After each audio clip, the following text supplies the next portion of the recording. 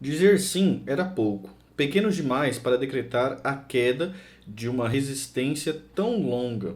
Assim que o padre perguntasse a Ronaldo Fernando Esquerdo e Boscoli, 39 anos, se ele aceitava a senhora Elis Regina Carvalho Costa, de 22 anos, como a sua legítima esposa, Ronaldo diria: quero perfeitamente, quero.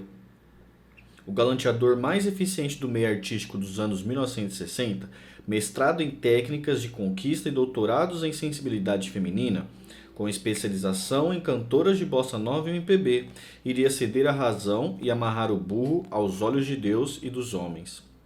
O casamento civil estava marcado para as 16h30 de 5 de dezembro de 1967.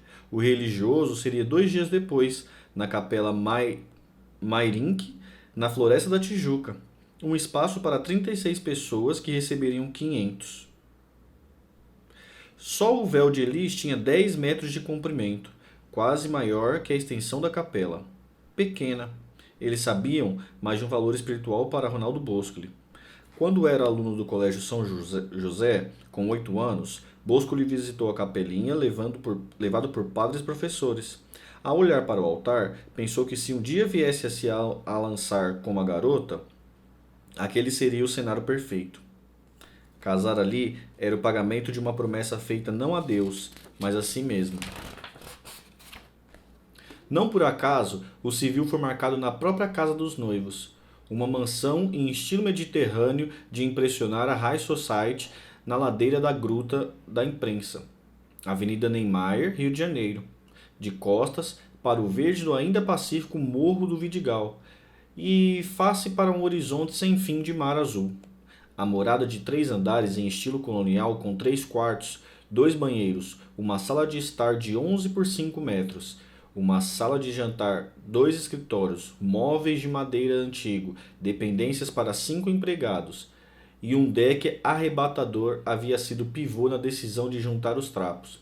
Elis, aconselhada por Boscoli, havia deixado de gastar os tubos em roupas e joias para buscar a sua casa dos sonhos no Rio de Janeiro. Um cantinho para chamar de seu, que não parecia existir por menos de 200 milhões de cruzeiros novos. Numa tarde de ousadia, o casal resolveu subir a ladeira da gruta e topou com um branco iluminado de uma mansão fora dos padrões dos apartamentos que tinham visto até então. O pacote oferecido por 150 milhões de cruzeiros incluía a mansão com praticamente tudo o que tinha dentro. Boscoli não teve dúvida de que Elis deveria fechar o negócio na hora. Ah tá, e se eu comprar esse elefante branco e você não se casar comigo? Disse ela. Boscoli percebeu a corda fisgando o pescoço. Era hora de dizer sim. Um dia antes da cerimônia, Elise recebeu alguns jornalistas para mostrar seus mimos, ainda deslumbrada com a mansão no qual havia dormido pela primeira vez na noite anterior. Seguia com eles pelos cômodos apontando os objetos que mais gostava. Olha aquele relógio lindo, foi do meu avô. Tem mais de 100 anos. Esse sofá de couro foi Marcos Lázaro quem me deu. Aquele sino persa é a nossa campainha. Ao cruzar com o retrato de Frank Sinatra na parede do escritório do marido, que só chamava de velho, comentou com bastante verdade. O velho gosta mais dele do que de mim. Elis passava dias de angústia à espera do casamento. Fumava meio maço de cigarro por dia, algo bem acima de sua média, e dava sinais de esgotamento físico. Ontem quase dei uma trombada com um carro. Estava cochilando no volante. Disse aos repórteres: amanhã, a esta hora, estarei casando. Parece mentira. O amanhã chegou rápido e Elise entrou apressada em casa. Direto do cabeleireiro, os jornalistas estavam por lá de novo. Dessa vez, ao redor de Boscoli. Irritada, ela passou calada, tocando boboca na sala. Um dos 6 cachorros da família. Vocês estão vendo? Ela é assim mesmo, disse Boscoli, visivelmente exausto em meio a uma espécie de coletiva de imprensa improvisada. Talvez a única que se tenha registro no Rio de Janeiro oferecida por um noivo 2 horas antes de seu próprio casamento. Vamos nos casar com separação de bens, fazia questão de explicar, levando roupas em público antes mesmo de que eles ficassem lavando roupas em público antes mesmo que ela ficasse suja. Aquela casa que todos viam com olhos grandes dizia, seria paga por ele também.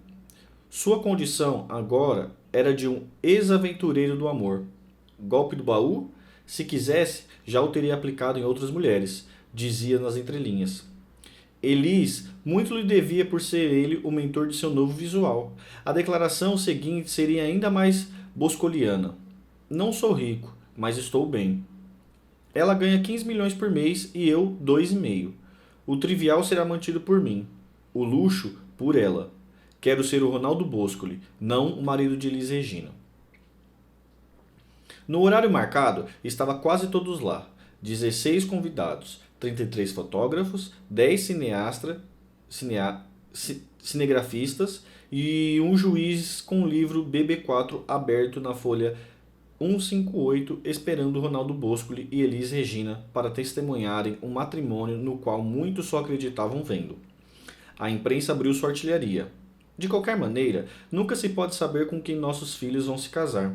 Às vezes a gente cria uma pessoa com todo carinho, conforto e educação para vê-la, enfim, tombar nos braços de Ronaldo Boscoli.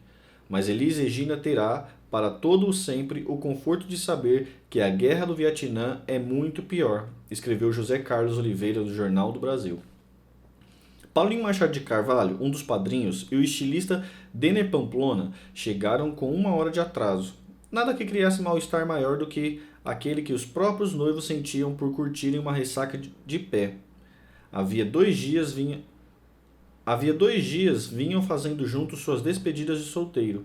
2 noites antes, estavam em uma balada festa em Copacabana Palace para celebrar a despedida da atriz norte-americana Joan Crawford, espécie de mestre de cerimônia da psicodélica Noite Alucinante de Carnaby Street, com direito a banquete, desfile de moda e show de Elis Regina. Os noivos mal se aguentavam, publicou o jornal O Estado de São Paulo no dia seguinte ao casamento. Gravata, terno escuro de listras, mais apertados do que o normal, camisa rosa de punhos e colarinhos brancos, cabelos no gel, Ronaldo Boscoli estava pronto para levar ao juízo sua maior conquista, a prova de que seus poderes elevados ao extremos seriam capazes de transformar água em óleo. Até então, Elis era o algoz da sua trajetória de produtor do Beco das Garrafas e de sua carreira como compositor.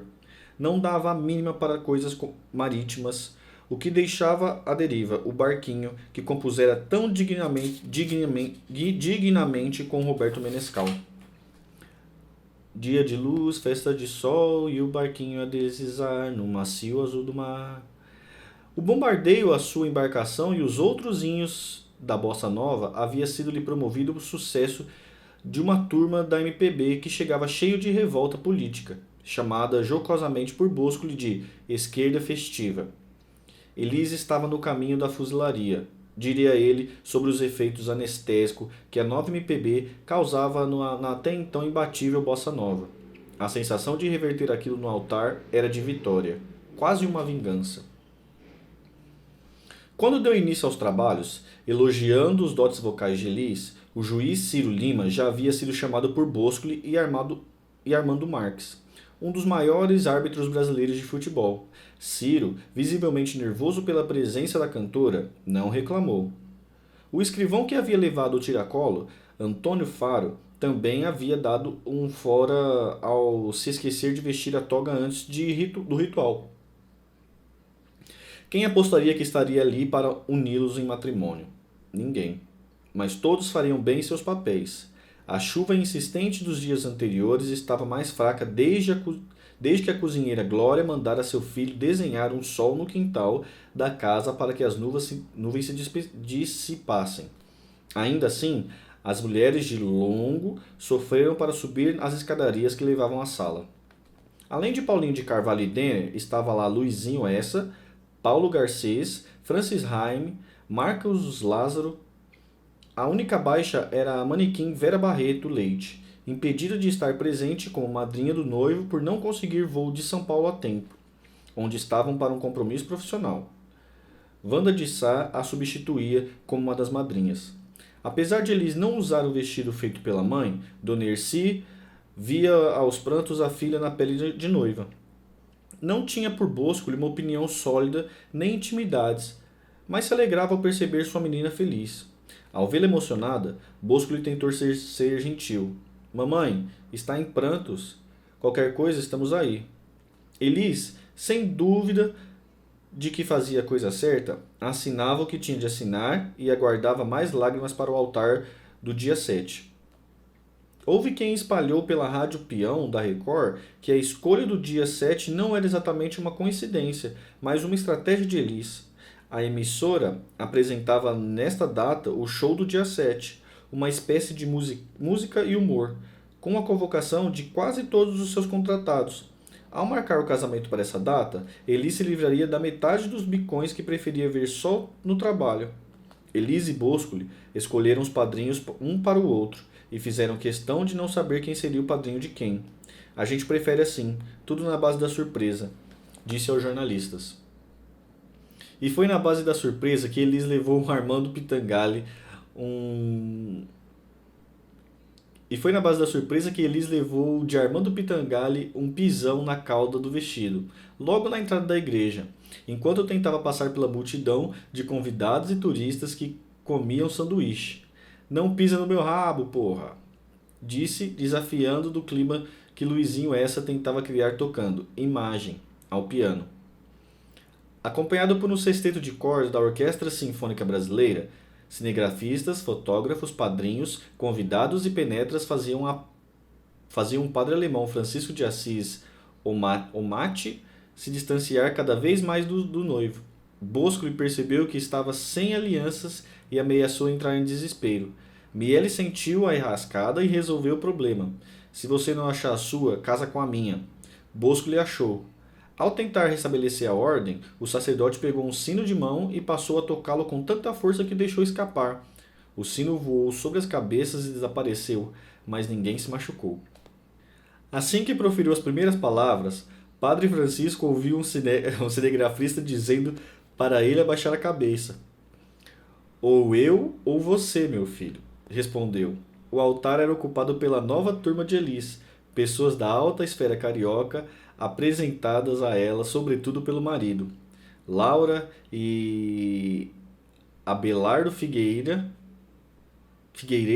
tinham uma importância especial na construção da nova senhora Boscoli. Uma operação encomendada pelo noivo já havia sido colocada em prática, quando Laura lhe apresentou a alta costura e as outras condutas 5 estrelas. Helena Campos e Nelson Mota, pai, além do jornalista Nelsinho Mota, eram grandes amigos de Boscoli. E Miele, por tudo que representaria naquela noite, não poderia faltar. O ajudante do vigário, que deveria ler a passagem religiosa, não estava presente. Sem sacristão, Miele foi convocado de improviso. Ao ver o balbúrdio ao seu lado, o padre ordenou, sem tempo para gentilezas. Meu filho, pega esse livro aqui e quando eu fizer assim com a cabeça, você repete o que eu falei. Vai seguindo os textos. O livro, no caso, era a Bíblia. Jornais de São Paulo confundiram Miele com um líder religioso. Estranhamente, o casamento de Elis foi oficializado por um padre católico e um rabino, escreveu um repórter. Boscoli, que havia calibrado as ideias com doses de uísque antes da cerimônia, não conseguia parar de rir ao olhar para Miele. Assim que o padre pediu que todos rezassem um Pai Nosso e uma Ave Maria, Elis e o marido já pareciam habitar mundos diferentes. Ela, compenetrada e comovida a cada palavra. Ele, segurando uma crise de riso. As pessoas não podiam ver os noivos tirarem os sapatos e subirem nos bancos. Luiz Essa começou a tocar a área da quarta corda, de Bach, e Elisa encostou em Boscoli para chorar. O sacerdote leu uma passagem do Evangelho de São Mateus e pediu para que todos olhassem para a imagem da Virgem Maria e fizessem suas orações. Mas percebeu que ninguém conseguia enxergá-la. Não tem importância, vamos continuar. A cerimônia está muito boa, realmente, disse. A cena já era uma tela de Salvador Dalí quando o padre passou a conversar com a noiva como se estivessem os dois sentados em um bar do Beco das Garrafas. Ao ver a certidão de batismo de Elis, ele disse ter notado que a cantora havia sido ungida por um padre conterrâneo seu, chegado ao Brasil da Alemanha na mesma época que ele. Elis devolveu o comentário com mais frugalidades, e os dois engataram uma conversa até Padre Francisco olhar para Boscoli. Fico satisfeito em saber que estudou em um ambiente fraternal e familiar, no nosso Colégio São Bento. Eu sei que conservou aqueles traços de amizade e gratidão. Com a expressão mais angelical que poderia esboçar, Bosco lhe sorriu. O ritual da declaração matrimonial saiu truncado. Depois de ouvir o padre perguntar se aceitaria Elis Regina como a sua legítima esposa, Bosco sentiu a garganta secar. Soltou no tranco, de uma só vez, um embolado "quero, perfeitamente quero". Na vez de Elis, a voz saiu baixa e ela repetiu o sim para a igreja ouvir. Rogério, seu irmão, chorava baixo em um canto quando o padre pediu que o casal se abraçasse. Bosco-lhe perguntou se um beijo era permitido. Diante do sim, deu 3, um após outro, para que os fotógrafos fizessem bem o seu trabalho. Um convidado esbarrou no altar e derrubou os candelabros que sustentavam as margaridas e seguravam um véu suspenso, que despencou como uma rede sobre algumas pessoas. Elis, desde a música de Bach, chorava sem parar. Sabia que aqueles passos mudariam sua vida. Só esperava que fosse para melhor. Se eu, sou, Se eu soubesse dos acontecimentos que aconteceriam sua noite de núpcia, Elis poderia ter economizado tempo terminando tudo antes mesmo de começar. Após o casamento religioso, o Childe e Lara Figueiredo ofereceram em seu apartamento uma festa para poucos. A certa altura, Bosco desapareceu por tempo demais. Elis percebeu e perguntou: "Vocês viram Ronaldo?" Depois de procurar por quase todos os cômodos, a amiga e jornalista Cristina Gurjão, uma das convidadas, foi ao banheiro temendo o pior. Girou a maçaneta e flagrou o marido de Elis com uma mulher seminua. "Desculpe, Cristina, eu estava muito nervoso com essa história de casamento", tentou justificar. Sem cor, a jornalista voltou a Elis antes que o pior acontecesse e decidiu salvar o matrimônio do ano dizendo uma frase da qual apenas metade era verdade: "Ronaldo está no banheiro".